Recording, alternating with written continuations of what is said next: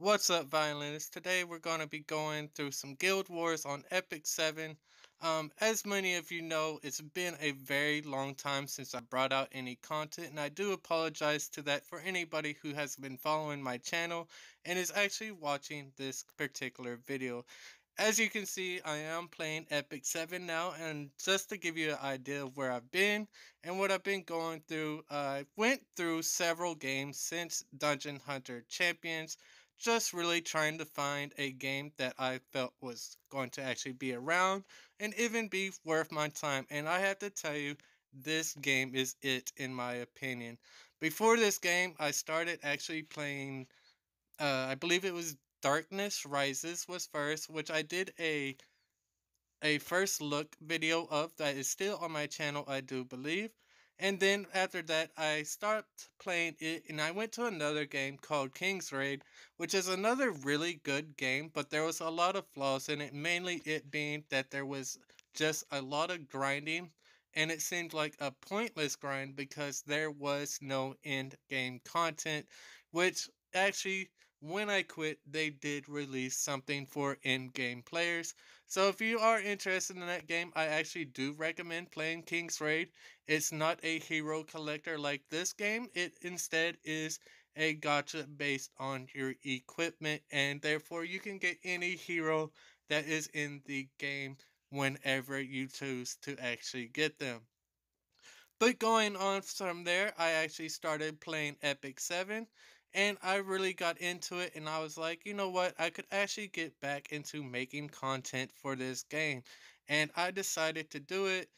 One of the things I do kind of want to avoid for the most part is actually going to be hero reviews. I will do a few here and there for heroes I like and actually have. And that's a big thing for me because I like actually doing hero reviews. But one of the things is that there's so many other content creators out here for this game. You can literally go on YouTube and type in Epic 7 General Purchase and probably 20 guides for him is going to pop up. So that's something I'm actually going to try to avoid.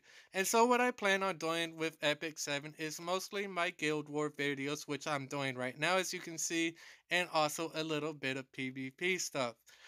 Um, Besides that, I really don't know what else to do with this. Like I said, I will be doing some reviews, but other than that, unless they drop some new content out and everything, then I don't really know what else to do because I really don't want to focus on guides just yet because I'm not able to do the top level guides such as Wyvern 11, Golem 11, or and so forth, and I cannot do hard mode raids. So there's really no point in me saying, hey, this is how you do it if I'm not able to even do it myself. So once I actually get a team up, then yes, I may actually be releasing guides on that as well. So going into this, I'm going to just pick up wherever we are in this guild war and just kind of tell you what I was thinking when I chose these teams and compositions and why I chose them. This battle I do remember actually really well because I'm about to pull it off somehow and everything. It's a 3v1, so they definitely should have won, but as you can see, their team's really low. My haste is actually on an Abyss lifesteal set, so it actually really helped. And I think I would actually lost this right here if he hadn't had his skill 2 up, because there would have been no way for me to kill that Karen. The bleeds actually took out the Euphine, which I knew was going to happen. So my only biggest threat was that Karen, and I was like, if I can take her out, I have a chance. And thankfully, I was able to pull it off. This team here, I can't really remember what I was thinking. I know with Chloe on the top, I had Chloe, Destina, and Axe God. I actually brought Chloe in here because I wanted her for the stun and also to help me break down the Lydia faster because even though she was only a 5-star, she was still a little scary to me because her being able to decrease my combat readiness. Chloe is one of the best units in the game in my opinion, but her being also one of the best makes her very niche. Her ability with the nail debuff is very unique. She's the only character in the game that has it that I'm aware of. and so therefore it is a very good character. She's not too great in arena, but that is mainly because there's a lot of an immunity buffers, such as Angelica, which is very used unit and everything that provides immunity to your entire team. There's all the other immunity people that have self immunity, such as the Bologna here and everything. So she's pretty hard to debuff. But Chloe has that unique debuff, and then she can also stun. And if you are able to get that nail debuff off, then it also has a chance of stunning the characters every single time they're hit. So I do, in my personal opinion, I do like using her in arena, but I feel like there's only certain teams she's really able to go against, and honestly, it's just not that many. The only reason I was able to actually bring her here is because I knew there was no healer, and so I was like, okay, well, I know Bologna's going to end up killing her, but I had no other choice in my team compositions, and I really just wanted that nail debuff in here.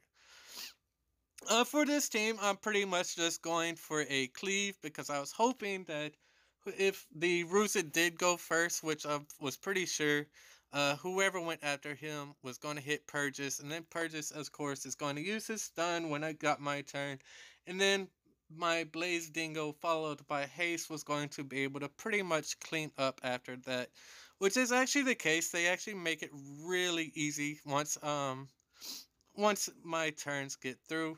This is actually really similar to my arena offense. I actually use Blaze Dingo, Haste, General Purges, and I believe I've been using. Give me a moment and I'll think, because I actually just changed it recently. But I was using General Purges, Blaze Dingo, Haste, and I believe it was Destina if I felt I needed a healer or even more CR boost.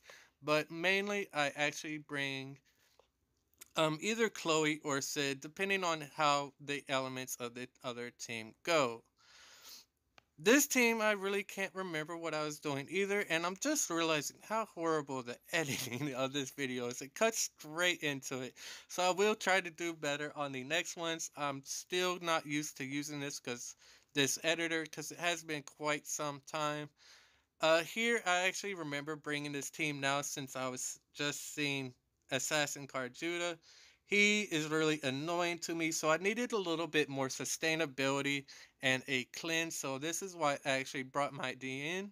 I do want to 6-star DN eventually, but I have not gotten around to it. For another thing, I didn't really feel threatened by Acades. I don't feel as Acades is a really good unit for a guild war, because she will always use her third skill first before using her second, which gives the invincibility buff.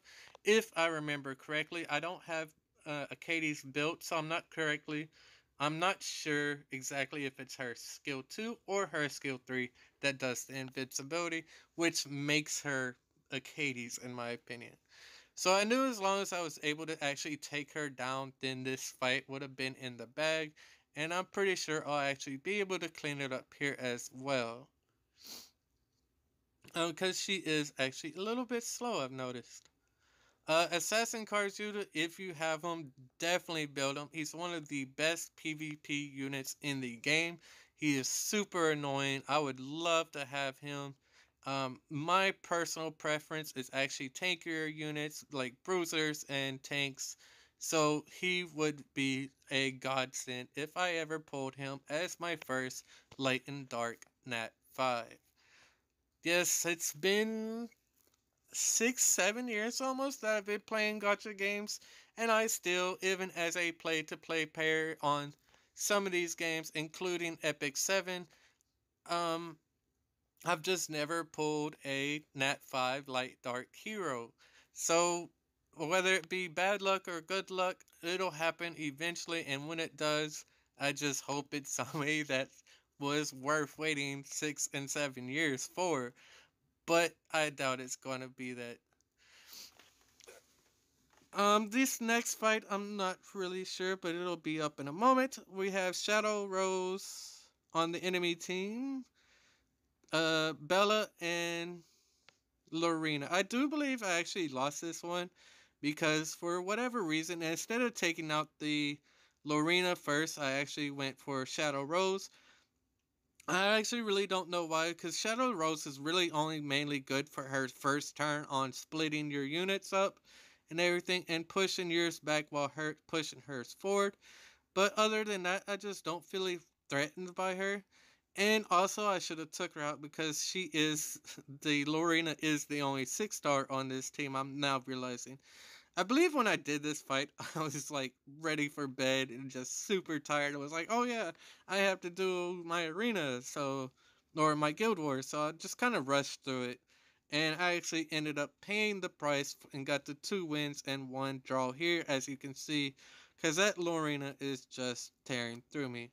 But anyways, guys, that is the end of this video. I do hope you enjoy it, and I shall see you in the next one.